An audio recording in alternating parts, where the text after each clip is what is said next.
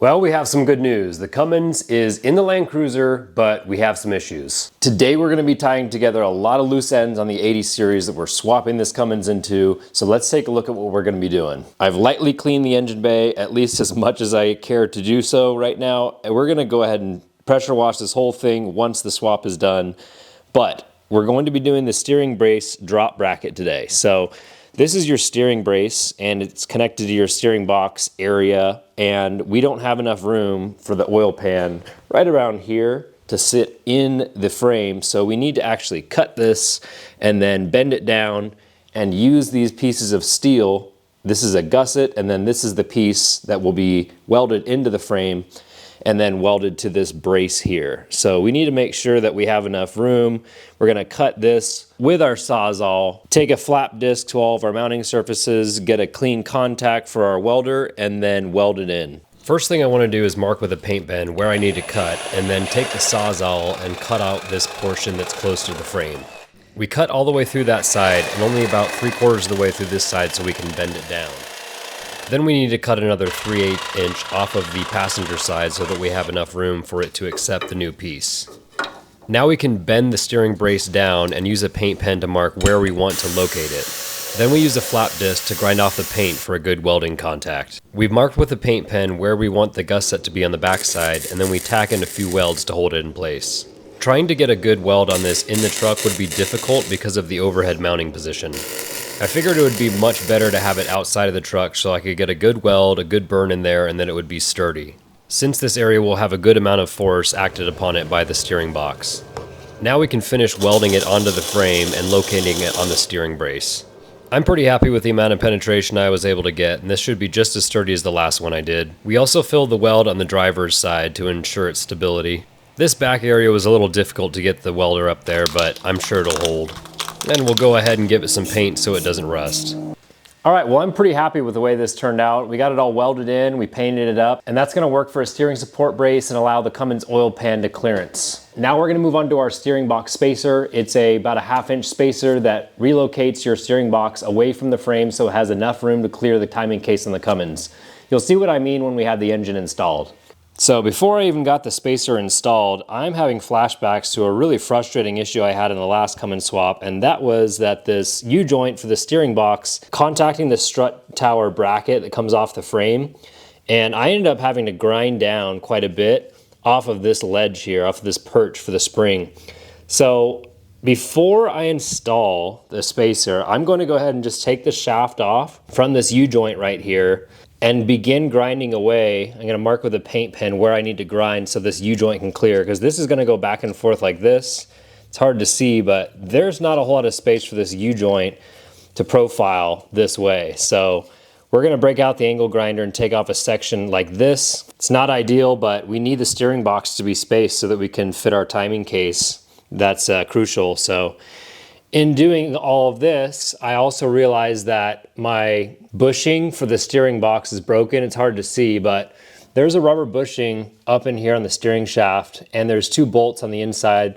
It'll take this little bushing out. So I got one on order from Toyota, and I'm gonna replace that when it comes in tomorrow. So that way we won't have any issues with steering. We'll be sealed. We won't have any exhaust gases getting into the cab like we did before. And then we can install our steering box spacer.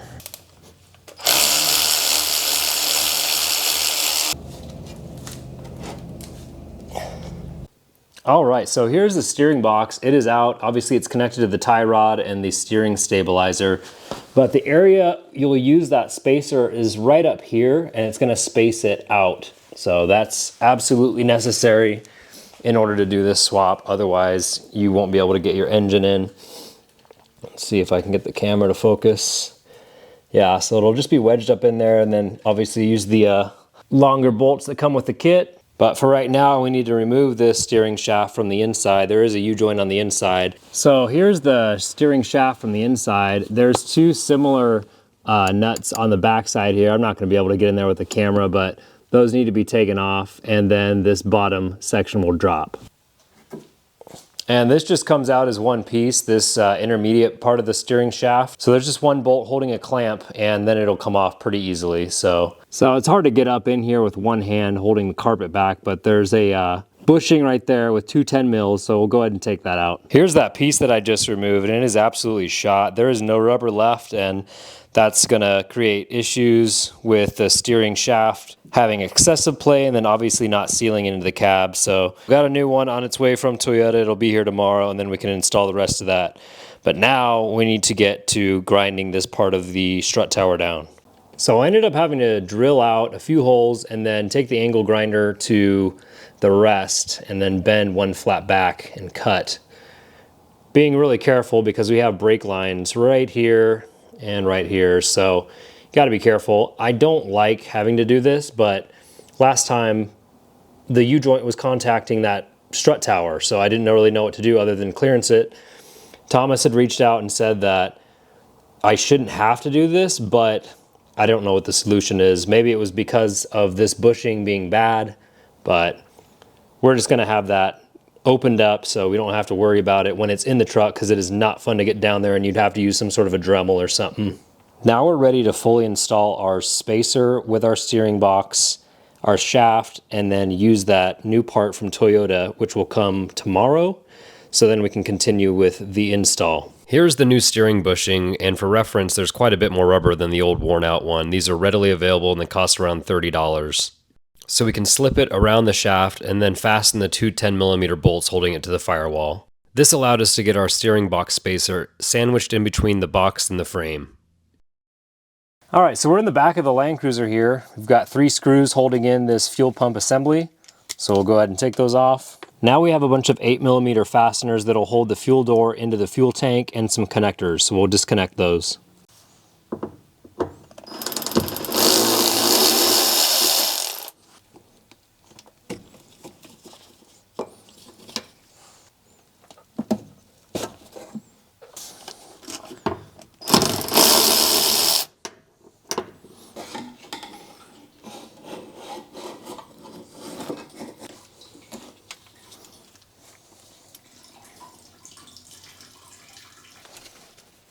And here we have our fuel pump assembly. So what we're going to be doing is just removing this fuel pump, and in place of the fuel pump outlet, we're going to be placing that stainless steel tube right here on this little rubber line.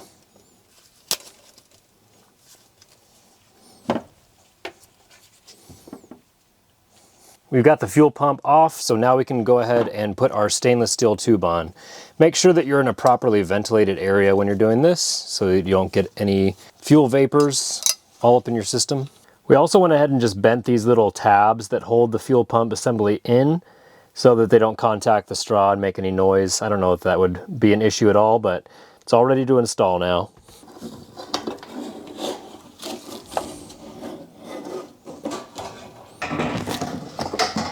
Everything is buttoned up and fastened back down, so now we can put the top door on and we can start draining our gasoline and putting diesel in. All right, so we have gone to Harbor Freight and purchased a 12-ton H-press.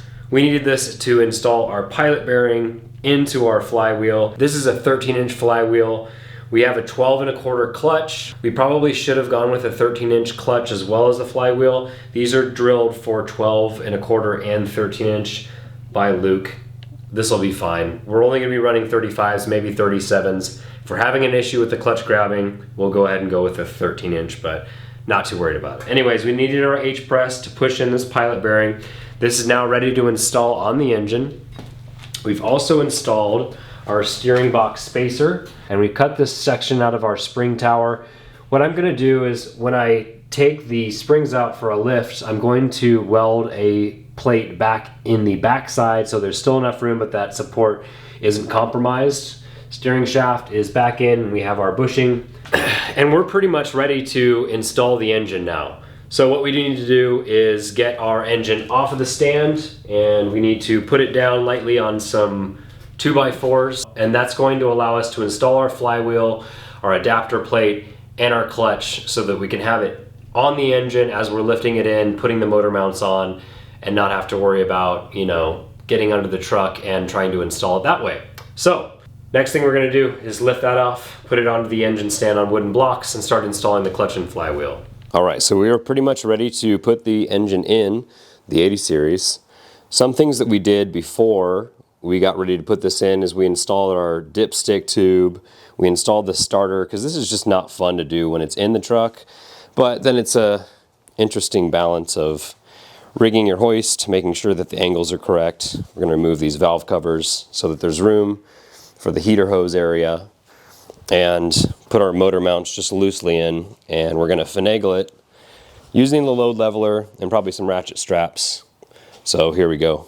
Working with this amount of weight is always a little nerve-wracking. I've got a 2-ton hoist and a load leveler, and it's all rated for this amount of weight, but when you've got a brand new engine you just rebuilt, it's always a little disconcerting, to say the least, to just have this thing hanging out there. I had thought about taking the wheels off and putting the axle on a couple jack stands just to get the nose lower for the right angle, but I just let some air out of these 33s and it gave me a good enough amount of purchase. And from here it's just a game of using the load leveler, going up, going down, pushing in, pushing back. I have had several people comment that I should try it without a body lift, as it makes the whole kind of aesthetic of the Land Cruiser look a little funky. But as I was getting closer and closer to it finally being set in, I just realized there's too many complications without doing a body lift, especially up by cylinder 6 and the heater hose area that goes into the cab. It's hard to get the studs in the frame from the motor mounts and then the studs over the motor mount kit that comes from Dustin, but it ended up working out. I definitely remember getting the last Cummins into the white Land Cruiser. There was some finagling with the load leveler and trying to fit the back end up against the firewall with all of your plumbing.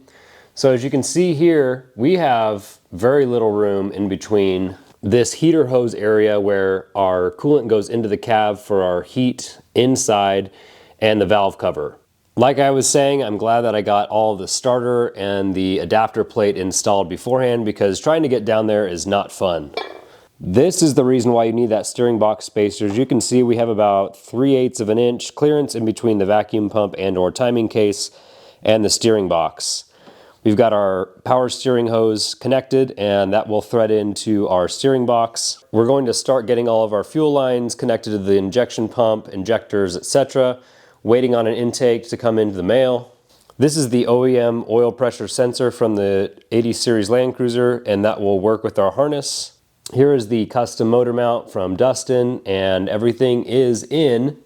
We did have to massage the firewall a little bit. It's hard to get the camera back in there, but yeah, it's a pretty tight fit. Here's our clearance for the oil pan and the steering brace. We welded in that kit, so we have enough room for the oil pan to clear. And there's the motor mount as it sits right beneath the power steering pump hose.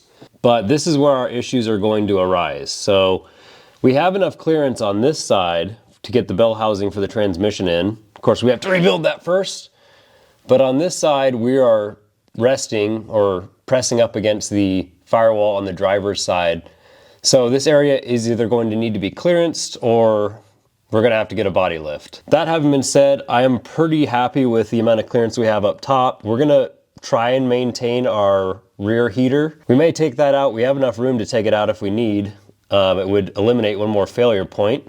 All the flywheel bolts are put in and torqued down. And this flywheel is drilled for 12 1/4 and 13-inch clutches. We just have a 12 1/4. We're not gonna be pushing a whole lot of horsepower with this. Starter is in, so once we get this connected, we could theoretically start it. We've installed some new pipe plugs to plug our extra coolant fittings, which we don't need. Now that the engine is resting on the motor mount safely, we can think about installing the rest of our AC and alternator bracket components, but that's secondary. We're gonna work on trying to get this thing started and make sure that we didn't do anything wrong in the assembly process of the block. Another issue we're facing is finding the right size vacuum adapter for this vacuum pump. This is the one that came with it, and it's a little too thick for the brake booster hose to try and find a way to get these to connect. So we found a barb fitting, but this is a little too thick, so we're gonna need to get a thinner size thread, but this is about what we want to have a same diameter hose going from the vacuum pump to the brake booster so that we have our brake booster in operation. But I am super stoked that I was able to get this in relatively easy. It took a couple hours of, if you have somebody else to help you with it, it does help a lot. Using the load leveler made it a lot easier, but again, I don't like the amount of clearance or the lack thereof that we have up in that firewall area right next to the brake line. So 1-inch body lift will bring this whole thing up, and it'll just make it a lot easier. Camera's not going to focus, but we have our brass fitting for our coolant temperature down there, and that needs to plumb up into the heater valve metrics, which we got a new one. That's all coming later. We can start this without any coolant in it and just get it running, make sure that it's running correctly and that timing is good. We still need to get our front main seal in place and tighten up the timing case cover. But for the most part, I'm super stoked with the way this is sat in there, and we've gotten probably about, I would say, 50% of this build done. We have a lot of little things we got to figure out, but that'll come with the next few weeks. We need to set our wiring harness up so that we can turn the engine over, make sure that all the electrical parts, being the alternator, starter, and fuel shutoff solenoid, are working. There's 2 electrical connectors here on your fuel shutoff solenoid. One would be going to an air intake sensor on the Dodge, I believe, but we're actually just going to put a wire from here to here. This is the KSB, and it advances your timing when the truck is cold. We don't need that. We're just going to have a hot wire going to it all the time. I'm thinking of just running a hot wire from the EFI main relay into the pump. That should work, but we'll have to see. Anyways, that's going to do it for this video, guys. Thanks for watching. As always, if you have any questions, leave them in the comment section below, and we'll see you in the next one.